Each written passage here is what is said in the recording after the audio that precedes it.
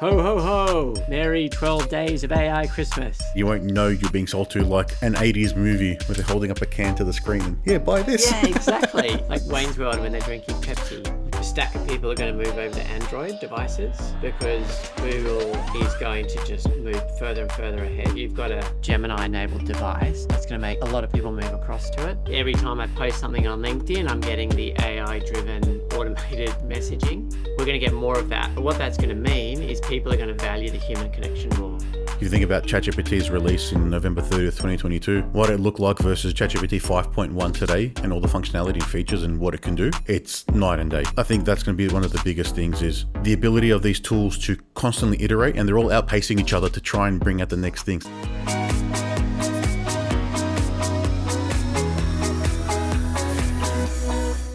Welcome to the DevReady Podcast. We're finally here for the 12th day of our DevReady Podcast Christmas Guide to AI with Gareth, and here's just a bit of a chat around AI and what we found over the course of the year and what to look forward to next year. Gareth, I'll let you take it away. Ho, ho, ho! Merry 12 days of AI Christmas. There's things that I see for 2026 is a stack of people are going to move over to Android devices because Google is going to just move further and further ahead. Like it's really, so if you've got a Gemini enabled device, that's going to make a lot of people move across to it. We're going to see ads big time in ChatGPT, and that's going to open a whole can of worms because ethics and not just ads, but deeply personalized in context advertising, is that the right thing? And how will you know you're even being marketed to anymore? It's not just like Google ads where they're curating. Yep. It'll be weaved into the content and you won't know you're being sold to like an 80s movie where they're holding up a can to the screen and, buy this. Yeah, exactly. Like Wayne's World when they're drinking Pepsi. Yeah. And then there's going to be even more, like we'll see more language about sovereign AI capabilities, but not just high level thoughts in the press. Australia really getting its act together to start to actually realize that we need to get that happening. Yeah, I think a lot of that rhetoric is then coming from the other major players around the world as well. So there's that recent announcement from America. It's Project G something. I can't remember what it's called. But that's their AI investment that they're saying is going to be as big a technological push as the NASA in the 60s to get people to the moon and the Manhattan Project. Like that's the level of detail and funding they're putting into this because they understand that whoever owns this space then sort of owns the direction and the culture of the way people are talking about things and the movement, because it's going to be infused in there, like you mentioned with the ads. You won't even know what's happening. And then if someone else has something that's better, then you're outpaced and then you can't catch up. And I think it's also, what is this? So we're 2026. Really, a lot of people were starting to play around a bit with ChatGPT. Was it 2023? 2024, it really sort of became mainstream. 2025, it was sort of moving from the sort of mainstream, like 2024 to 2025, like mainstream playing around. Business is really starting to do it. So the big pattern we saw in 2025 was it was much easier to sell AI. Like 2024, people were wanting to talk about it, but not as many people were willing to put cash to it. Yep. We got asked to do a whole lot more training in 2025. But even that was the tip of the iceberg. So I think you'll have super users who've been using it a lot for a couple of years now. I just think in 2026, we'll see new business models emerge and new businesses that we can't even really think about now, because that sort of 1 or 2 years of adopting it a lot will start to really, that iceberg analogy where you're up the top. We've been playing around the tip of the iceberg. We'll start to see more people burying underneath and doing stuff that was just unheard of before. Yeah, and there's 3 years of development and innovation and things that have happened. If you think about ChatGPT's release in November 30th, 2022, what it looked like versus ChatGPT 5.1 today and all the functionality and features and what it can do, it's night and day. I think that's going to be one of the biggest things is the ability of these tools to constantly iterate, and they're all outpacing each other to try and bring out the next thing. So everyone jokes about there being the newest model every week, but there literally is. Was it Grok 4.1 one day was the best model in the world. The next day, Gemini 3 Pro is the best model in the world. It happened a day apart. So it's really getting the ability to then, use those tools the right way and understand what's actually possible in them.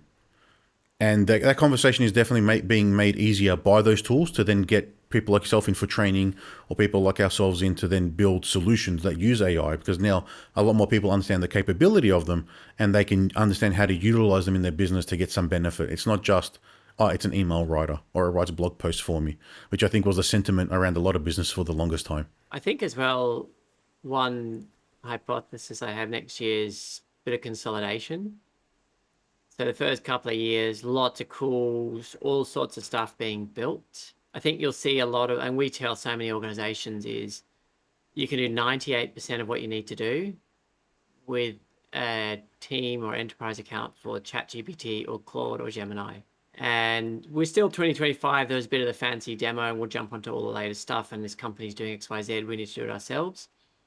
I think businesses are going to realize we don't need a million and one things. We don't even really need our own proprietary custom stuff. We can probably do a huge amount with a license to ChatGPT with our teams trained the right way. So I have hypotheses we'll see a little bit of a consolidation across the market. And really, I think the big winner in 2026 is going to be Google and Gemini.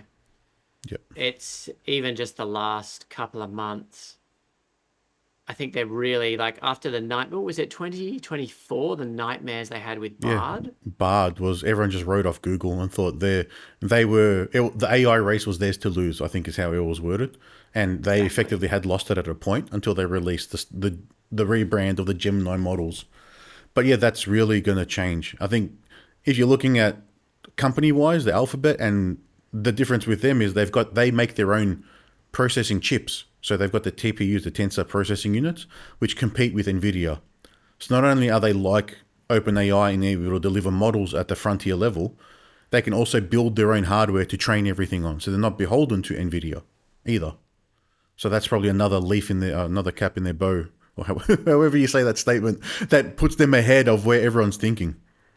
And it also makes me think about Microsoft. So Microsoft getting their act together and also reducing their reliance on OpenAI, because they are now, you can use Anthropic or Claude to one level in Copilot. Yep. So there's the functionality and features and just Copilot working better, which I really hope happens. It's kind of getting good. It's still not consistently effective, though it is good in patches. I'm sure Microsoft, brilliant people working there, they'll get their act together. They'll sort of reduce their reliance on OpenAI, and we should see really great things coming out of Microsoft. And then it'll really be that battle between, you get Microsoft and Gemini, because if Anthropic and Claude and ChatGPT are inside sort of Copilot, it really is this, well, my belief, I could be completely wrong here, my belief, you got your Microsoft and Google, and I'm really fascinated to see what role the Chinese models play. Like Europe, after Mistral, I think we're just, and the changes with regulation over there, I just don't know what, if anything, is going to come out of Europe next year. Well, Anthropic's the one leading probably the Europe space with more regulation and probably more emotional intelligence and review of models, where you've got, the OpenAI just running ahead, leading everything. And then Grok probably not too far off, but they do have access to a lot of data that the other companies don't have, which will be interesting. But what you mentioned there with Google and Microsoft, they do own the productivity suite for businesses effectively. You're the G Suite or your Microsoft. There's no real other option if you're an organization. So if they can get that embedded use right, you don't necessarily need to go to ChatGPT anymore or Claude, because you're in the tools, it's got context. The context is what makes the difference. That's why I don't swap to Anthropic, because I've been using OpenAI for 3 years now. It's got all my chats. There's a lot of context and memory there. I don't want to have to then shift and move things because it knows stuff. Yeah. The other thing I think when I'm thinking about 2026 is the continued rise of that term AI slop. It's kind of different to slop, but like AI-driven spam. Spam is spam. End of the day, it's just AI is going to put it on steroids. So I'm getting regular outbound AI calling, I get every time I post something on LinkedIn, I'm getting the AI driven automated messaging. We're going to get more of that. But what that's going to mean is people are going to value the human connection more. I think there was people hypothesizing in 2025 about, well, if AI can generate art, human generate art will be given a certain value. Like AI generate art is awesome, but I do believe that there's going to be a premium attached to human generated content, human interactions. There are even groups up where I live around the Gold Coast and Byron. There was going to be the Signal, but the Remix Collective is there. They're really focusing on bringing humans together to learn about AI. They're bringing people together, people making human connections. People are going to pay a premium for that now. Because I look at, even in my behavior, I've noticed this change. I love YouTube Shorts in particular. I don't use Instagram, but I'm on YouTube a lot. And the AI generated videos, the fake videos, I'm just like, even though they look super real, I think there's a bit of like apathy now coming through some of the content that's coming through my channels. So I don't know where I'm going to end up viewing stuff or connecting with stuff, but I think that's going to impact a lot of people. There's going to be a bit of fatigue, like just because you can create it, just because you can create that TikTok video, maybe it's a premium on really creative things done in that channel. So I think about Bruce Ryder, AI. I don't know if you've come across him, Antti, but he's heard of him. Australia's first AI celebrity. And Okay. Bruce has worked because they've invested in his story versus jumping on Synthesia and getting an AI avatar and sticking it on my Instagram reels and getting it to promote my business. There's no story, there's no richness behind that. So there's this bit of like a tension between you invest in the development of AI characters and they have a story behind them, people gravitate to that. Where if you're just cut and paste a prompt, dump it in, I think people are going to get a bit of fatigue with those things. Yeah, I think it's going to be more down to the crafts person. It's going to be more the craft of the object or the item you're consuming. On those AI videos, I see a lot of them. The only ones that actually catch my attention are, I'm not sure if you've seen the ones with the chiropractors. Oh, there's a series of them. I'm not sure it's like a chiropractor fixing someone's back, but he'll like throw a toilet over them and you hear the noise and it's like that's fixing them. So each one, you don't know what's going to happen. So that's the only one that's caught my attention because you can't do that in the real world. But the rest of them are pretty crap. And there's a lot of poor YouTube channels where as soon as you don't see there's a person and you see like these it's a bullet point list of things on the screen and it's an AI voice. It's just regurgitating stuff from anyone else. So there's no value there. It doesn't make you laugh. It's not entertaining.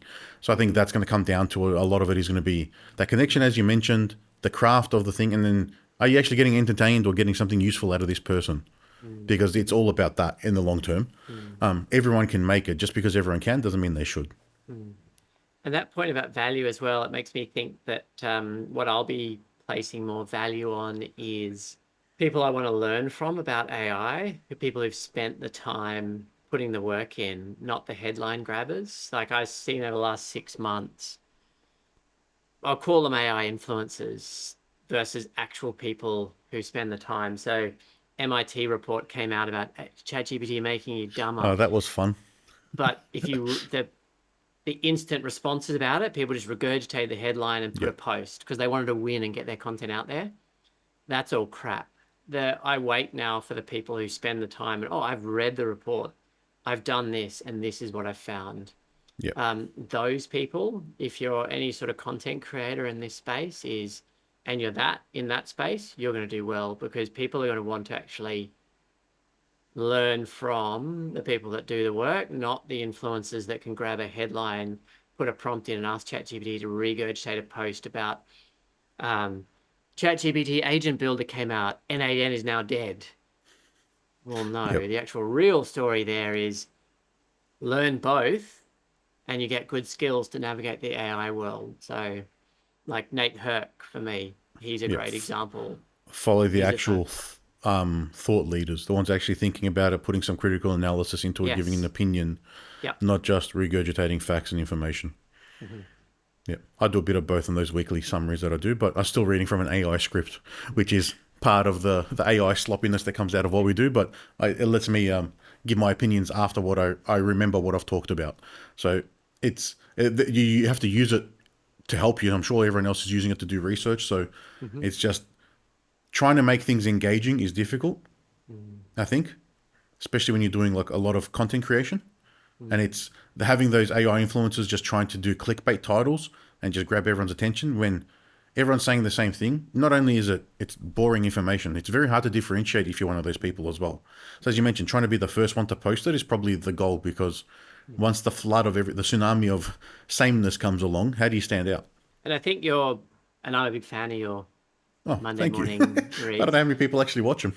But what's important to hone in on there is that you're reading through the content and then you're providing your point of view from the depth of understanding it. Yeah. Because I do a lot of learning on LinkedIn. So when people post stuff, I ask in the comments, oh, I'm keen to understand, what does this mean? Why did you have that point of view? Yep. You can tell straight away the people that reply and say, oh, this is the perspective, this is how I reached it. When I get crickets, that's when I know. So I'm like, oh, I didn't actually know what I was posting because I just chucked it out there. Yeah. You have to then copy the original post into ChatGPT and go, what did you think when you actually wrote this for that person? Yeah. It's been an interesting year, especially in the AI front, just because I think it's harder to keep up now with everything that's happening than it was previously, because now there's more people talking about it. There's more noise. That other MIT study that was 97% of projects fail. That headline took over for 3-4 weeks about it's all over. It's the end of the world. It's a bubble everywhere. Every time it's a bubble. Yeah. And then there's like NVIDIA's when Jensen Huang talks about his revenue. If they make too much revenue, they're fueling a bubble. If they haven't made enough, then the bubble's popped. So I don't know. It's just there's so much negative and positive in both directions that it's hard to keep up. But I think we've been able to do a good job this year trying to cut through some of that and give some opinions and some easy wins for people to then try and get a step up and get the benefit of AI in their business, which otherwise they wouldn't have known where to start. Well, Gareth, it's been a fun 12-day guide to Christmas. Thanks for all the I think we've probably done 10 or 11 episodes throughout the year as well. Just having a chat about AI. Looking forward to continuing those next year. For everyone listening, Merry Christmas and Happy 2025. Good luck keeping up with everything AI. And we'll be back next year. Thanks, everyone.